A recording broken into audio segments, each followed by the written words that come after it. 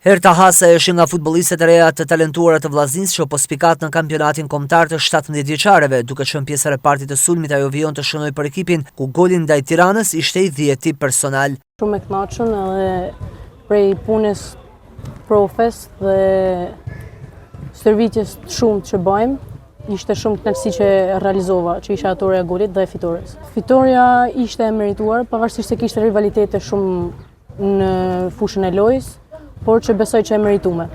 Po, ne gjithmonë futen në fushën e lojës që me pretendu fitoren dhe besoj që kena me marrë edhe si mjetë këtë kampionat. Krahas ekipit U17 të drejtuar nga Paula Jaku, Herta Hasa aktivizohet edhe në ekipin e parë me trajnerin Nikolin Leka. Me të thënë drejtën, më mirë në vetin të ekipi parë se aty ka mosha më të maja dhe stërvitna për më shumë dhe mëson më shumë prej tyne. Dhe jam shumë i kënaqur që dhe aktivizohem te ekipi i parë dhe mësoj shumë prej tyne. Për vazhdimsinë, ajo thotë se objektiv ka që deri në përmbyllje të këtij sezoni të shkojë në kuotër e 20 golave.